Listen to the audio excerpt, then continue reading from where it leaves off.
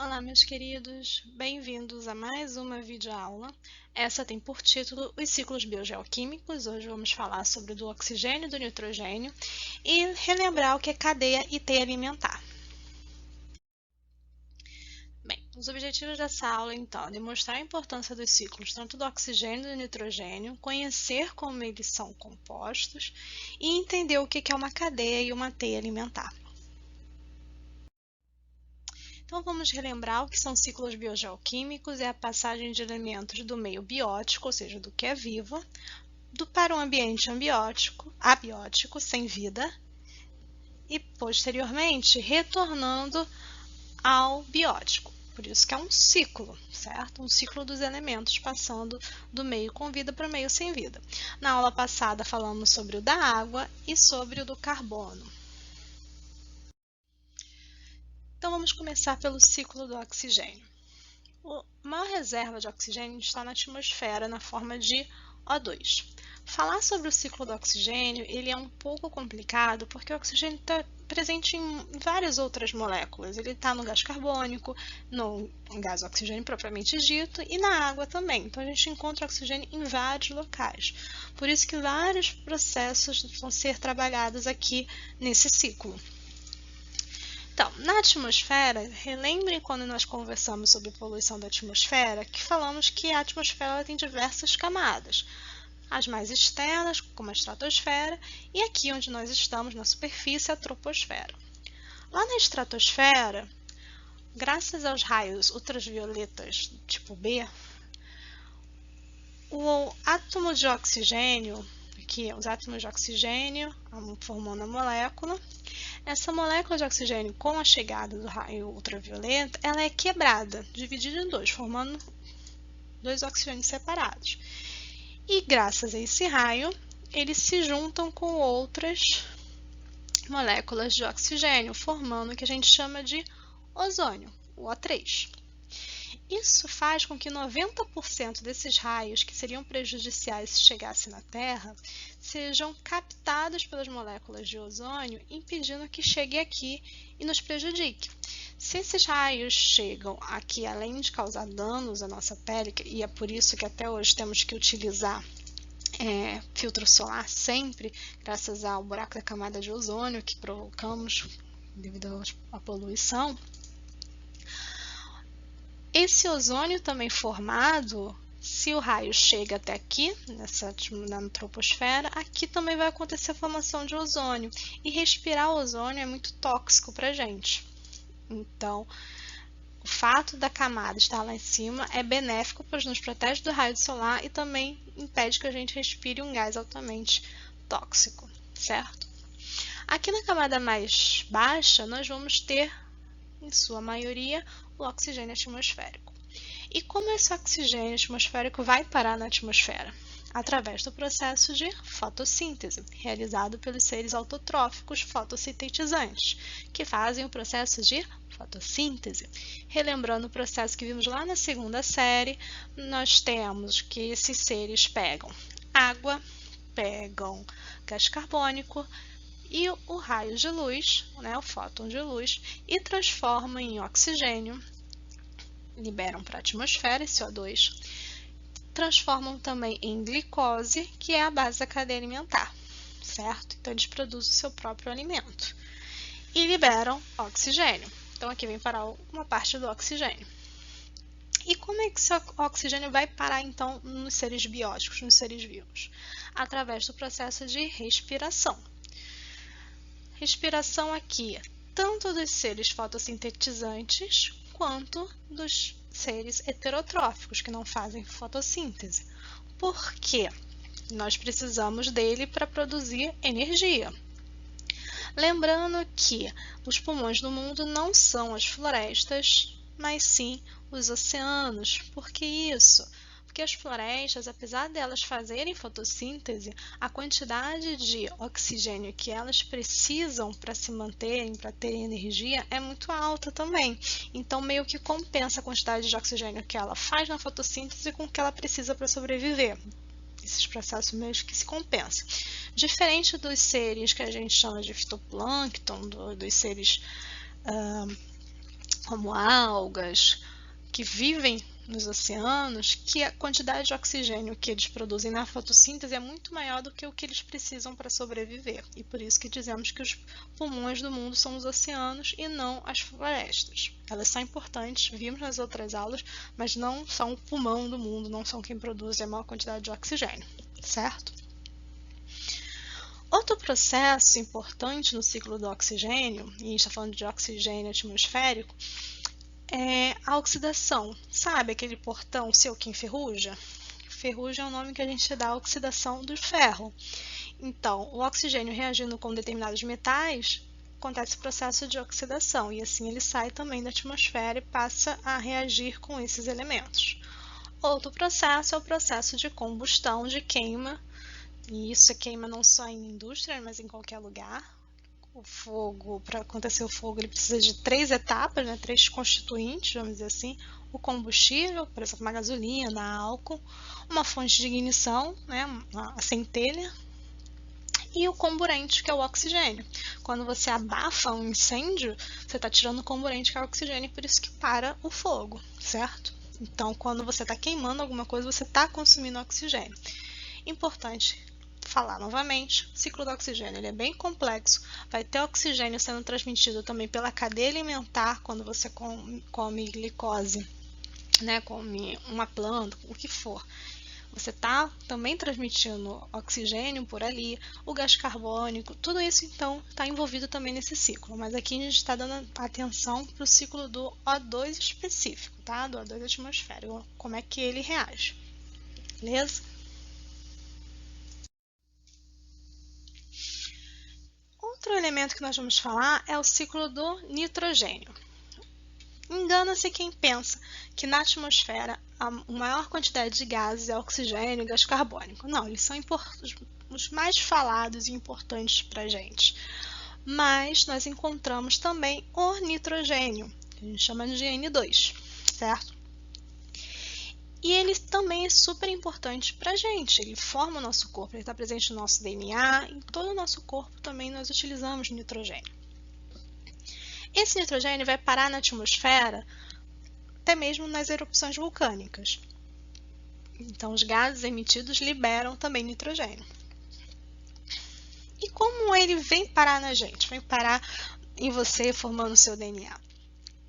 O nitrogênio ele é fixado no solo por bactérias que a gente chama de fixadoras. Elas podem estar livres no solo ou assim, ó, presinha com algumas plantas, tá? Nessas estruturas que a gente chama de rizomas. Essas bactérias fixam o nitrogênio. Esse nitrogênio ele é transformado por outras bactérias num processo chamado de amonificação em amônia. Outras bactérias entram ali nessa atividade, pega essa amônia e transforma em nitritos no processo de nitrosação. E outros grupos de bactérias pegam esses nitritos e transformam em nitratos no processo chamado de nitratação. Esse nitrato ele tem 2 caminhos possíveis. Outras bactérias, sim, tem muitas, podem pegar esses nitratos e fazer o que a gente chama de desnitrificação, devolvendo então ele ao nitrogênio à atmosfera. Ou pode seguir para uma segunda via para que outros seres, outros produtores, outras plantas absorvam pelas suas raízes esses nitratos. E como ele chega então finalmente na gente? Graças à cadeia alimentar, que é o que vamos falar a seguir. Bem, quando morremos, quando os outros seres produtores também morrem, formam-se os detritos que vão ser decompostos por os organismos decompositores, bactérias, fungos, etc., transformando o nitrogênio que estava no nosso corpo em amônia e devolvendo a todo esse ciclo, certo? Fechando assim o ciclo do nitrogênio. Então, como vocês viram, a cadeia alimentar é super importante, ela participa de diversos ciclos também biogeoquímicos. E o que é a cadeia alimentar? A primeira coisa que você tem que entender é que essa divisão, cadeia até alimentar, é uma divisão com fins de estudo. Para a gente estudar mais fácil como as coisas são passadas entre os seres pela alimentação, a gente fala em cadeia alimentar, que é uma série linear de organismos pelos quais flui a energia captada pelos seres autotróficos. Então, a energia que os produtores, que é o primeiro nível aqui, as plantinhas, pegam da luz do sol, que elas transformam luz solar, né, fótons de luz, em energia química, e como isso é passado ao longo dos seres vivos, é o que se estuda como cadeia alimentar, certo? Seja pela fotossíntese, nesse caso, seja pelo outro processo de quimiossíntese, que não é através da luz solar, e sim de componentes inorgânicos presentes no meio. Mas aqui a gente vai focar como explicação dos seres fotossintetizantes, ok? Mas lembre que também a quimiossíntese é um fator também. Então, a gente chama de produtores o primeiro nível trófico, ou seja, o primeiro nível em que a energia surge, que é na fotossíntese, certo? Então, aqui tem o matinho, tem a plantinha, eles pertencem ao primeiro nível trófico. Mato não come ninguém, né? Ele produz seu próprio alimento e por isso são chamados de produtores, porque produzem seu próprio alimento. Uma vaquinha que vai lá e come aquele mato, ela já não é mais produtora, ela é o quê? É uma consumidora, ela está consumindo outro ser. Como ela é a primeira a consumir esse outro ser, nós chamamos ela de consumidor primário. Mas ela já não está mais no primeiro nível trófico, ela já está no segundo nível trófico, na cadeia alimentar, tá?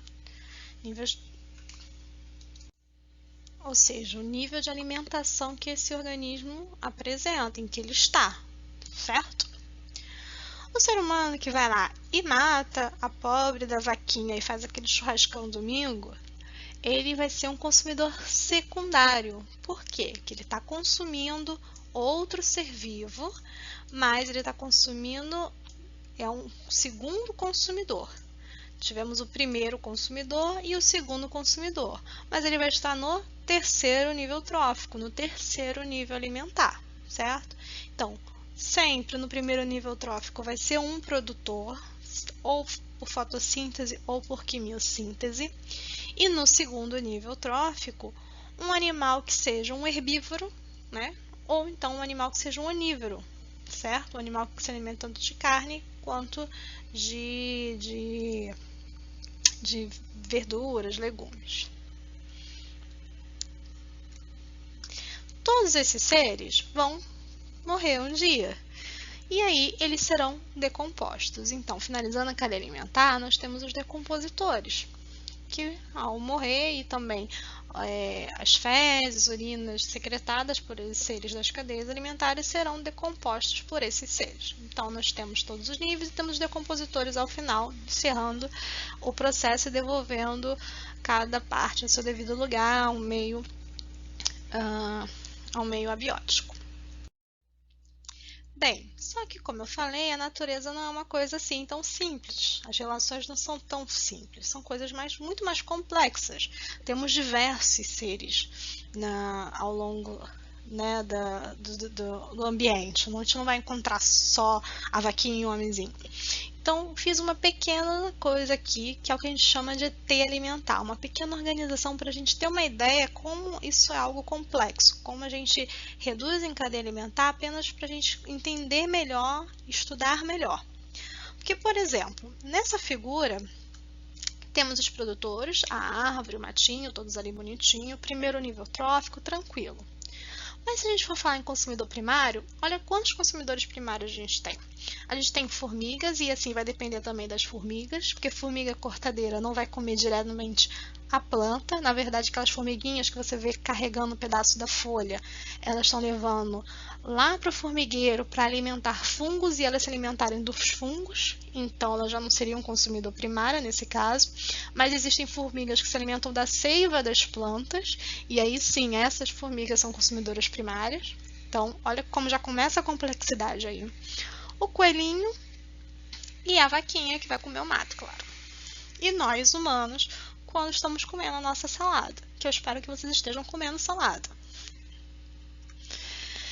Porém, esses mesmos componentes, eles podem se tornar consumidores secundários, quando eu não estou considerando que o homem está comendo a salada, mas o homem pode estar comendo a vaca, né? A carninha do churrasco, ou pode estar comendo coelho, sim, tem muita gente que come coelho.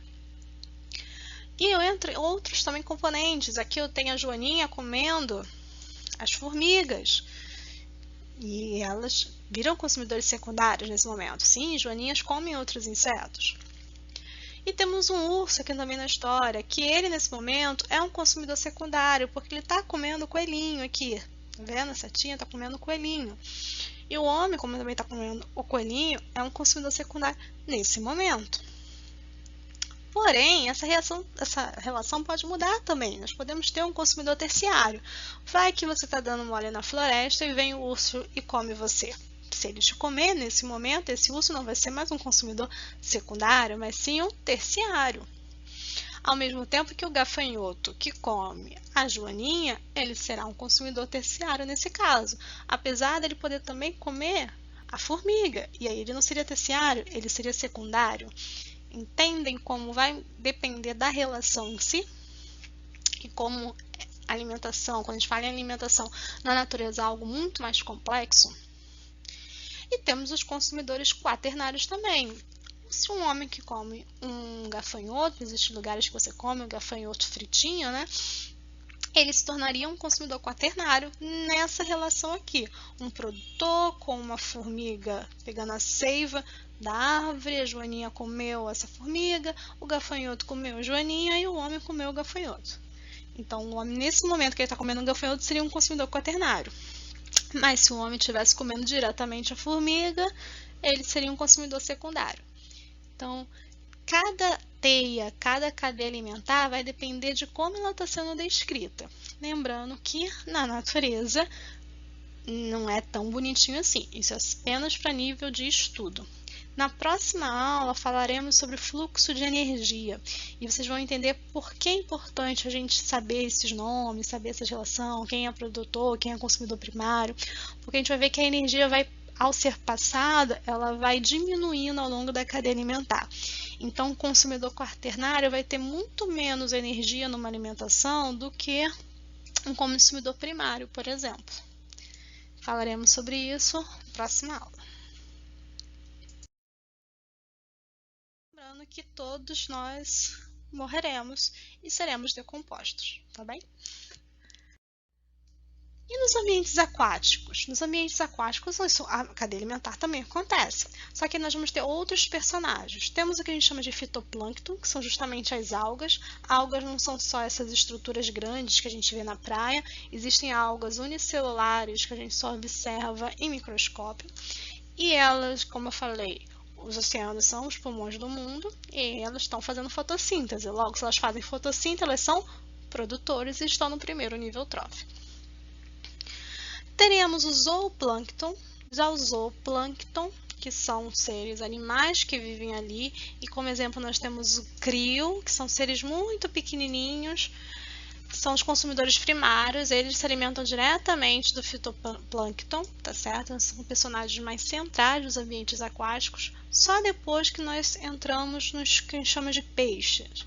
Lembrando que na segunda série que o grupo peixes não existe, né? É só uma forma coloquial que a gente chama. Então, esse peixe palhaço que irá se alimentar desse zooplâncton, ele está como consumidor secundário, porque quem é o consumidor primário é o zooplâncton. E ele será um terceiro nível trófico.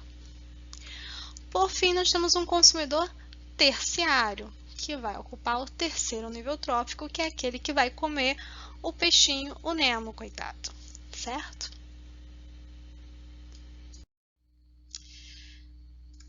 Espero que vocês tenham chegado ao fim dessa aula sem dúvidas, mas caso as tenha, retorne quantas vezes for necessário, deixe suas dúvidas nos comentários.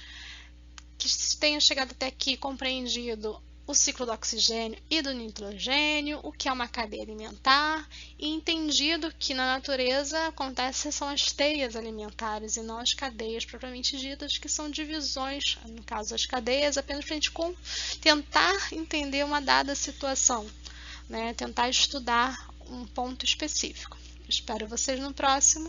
Tchau, tchau!